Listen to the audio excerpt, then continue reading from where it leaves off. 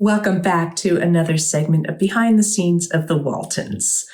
Today I'm going to take more of your questions in another segment of Ask Judy. If you enjoy these segments, please do hit like and subscribe. This question is from Spitfire, who said, "Can you show us all the parts we don't see with the cameras and you kids and teach us all what a manuscript looks like for a story of the Waltons?" Okay, we'll try to, pull up some photos here of what the cameras look like at that period of time. And there have been some times where I do have some photos of like on the set. Cammie forwarded some, I think, that her mom took, or I think John Dayton had some of these photos from on the set where you can see the big crane, or you can see the lights that went on. You can see all the crew sitting there. You can see the boom mics and that sort of thing. So that's kind of what the set would look like behind, kind of behind the camera, what you didn't see on screen. As far as the manuscripts go, I have a couple pages here from the episode The Wedding.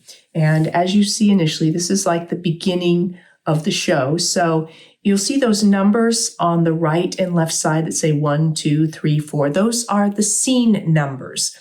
And then you'll see that it'll say that EXT. That means it's an exterior scene. It's the Waltons Mountain Night.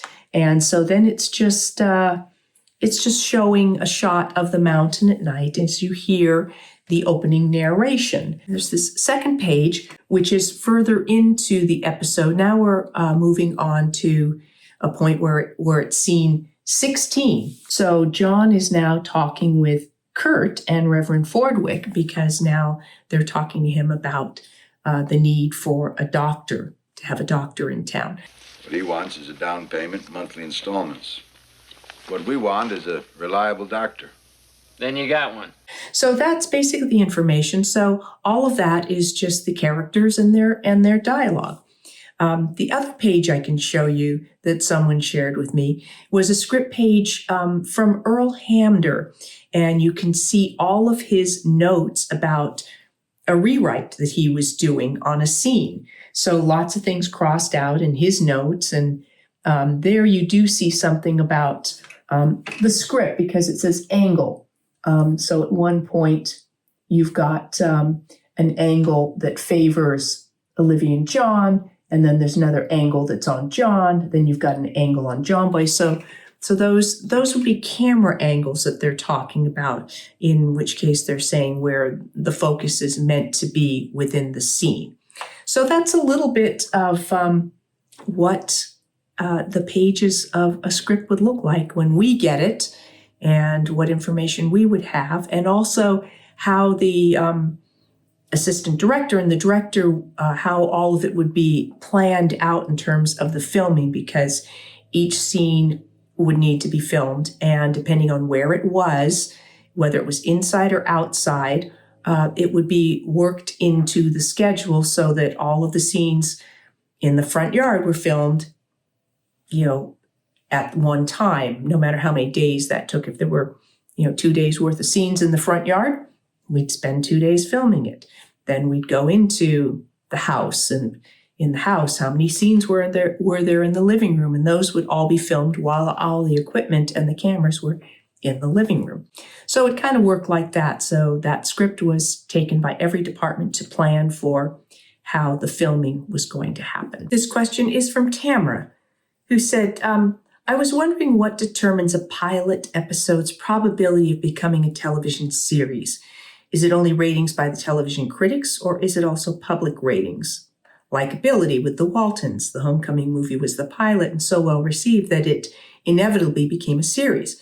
But what if the pilot isn't a big success? Can a second one be made, as in the case of Star Trek, the original series? Yeah, that's a tough one, because I think there's a lot of factors that come into play on those.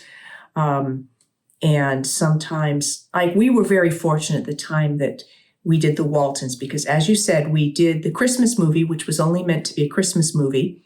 And then there was talk about possibly a pilot right towards the end of the filming. And then our producer, Lee Rich, had to go to New York and try and sell that to the network, this idea for the pilot. And then we were given a season, but we were given 24 episodes.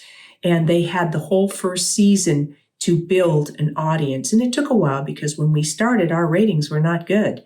And the producers really fought for it. And they went out and they did a grassroots campaign in the heart of America, where they felt the show would really speak to those people and they would relate to it. And so they found their audience and built their audience. So we went from being really low in the ratings to like number one by the end of season one.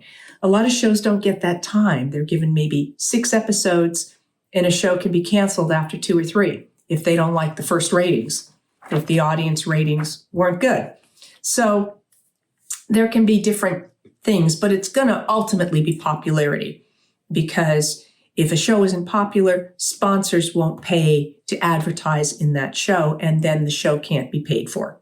So that's the bottom line. It's always going to be, can it be paid for? And it might depend on what the network's looking for at that time. A lot of you keep asking if we're going to do more Waltons, and what we were kind of told by the network is, oh, nobody's interested in it. We don't necessarily think that's true, but that's how the network sees it. They see who their audience is, who they want it to be, who they think is spending money. And if they think the demographic that would watch the Waltons isn't spending money, and the sponsors don't feel like that demographic is buying their product, then again, it becomes difficult to sell the show. So a lot of things that have nothing to do with what should be most important, but viability is always going to be important. Nobody can stay in business if you're losing money. And then you said, second part of the question is about the actors. I guess there's no obligation for the pilot actors to remain as series regulars, or can you also be advised by your agents? And were you after the homecoming? Our initial contract was strictly for the homecoming because that's all we thought it was going to be. And then after they started talking about the series, they put us on hold while they were trying to work out if that was going to happen. And they initially put us under, I believe, a 5 or 6 year contract because they wanted to lock us down and have a commitment in case the show did go. They'd rather have you for 6 years and only do 1, because they have no obligation to pay you for those additional years if the show doesn't go. So it's all of that is in their favor.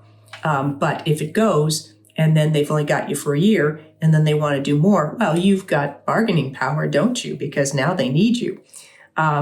And we all know that Richard Thomas signed a 5-year contract, and at the end of that 5 years, they wanted to extend, but he chose not to, and he was under no contractual obligation, so they had no leverage to keep him. Even if they offered him more money to him at that point, he felt it was more important for his career to branch out because he was still young and wanted to build a more diverse career. So, yes, agents will advise you as much as they can, but they are usually under no obligation to keep those actors. So if a pilot does well, but the audience doesn't respond to certain characters, certain actors, they might be gone.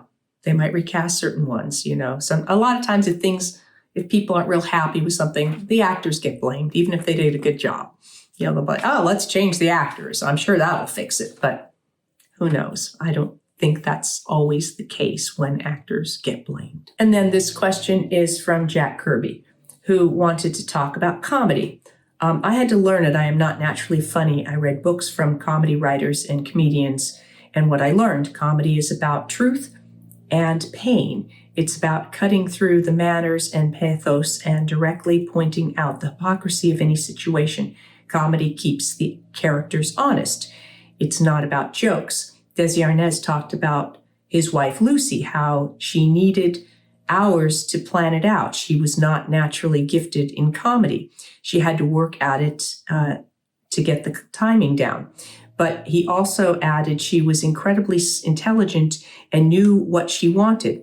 She wasn't wired for it. Desi was. Both were gifted, in my opinion. I think so too. And then natural comedians tend to have tough childhoods. Robin had a brutal one and used comedy to cope. However, Steve Martin, on the other hand, his books literally used comedy as an intellectual exercise. He was fascinated by logic in college and had decided to approach comedy using logic because he saw comedy as just filming the dramatic logical fallacies. Once he got too popular, he gave up stand-up, finding it a chore, and went into acting. He saw comedy also as a tension and release. These are good points. Either way, Ralph is a treasure, Ralph Sinansky, and I'm glad you interviewed it. So I was talking to Ralph Sinansky about comedy and how he approached it, if he approached it any differently, and basically he said no, he really didn't. So to me, all these factors are true, and some people are. I have friends who, they are funny reading the phone book. They just are innately funny. For me, it has to be situational. I don't necessarily think of myself as just funny. I have written comedy. I spent years writing musical comedies for theater. So I have a sense of what it is. Sometimes I have an idea of it, but I can't execute it the way I want to personally. But I can see it and I can help guide it when I'm directing. To me, it's about timing. It's about rhythms.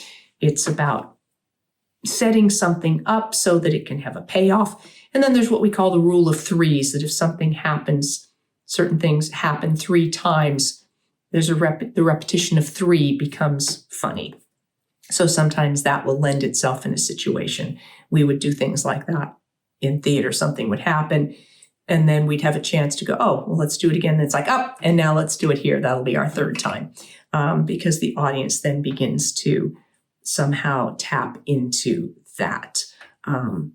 But Todd Bridges said the same thing. It's timing.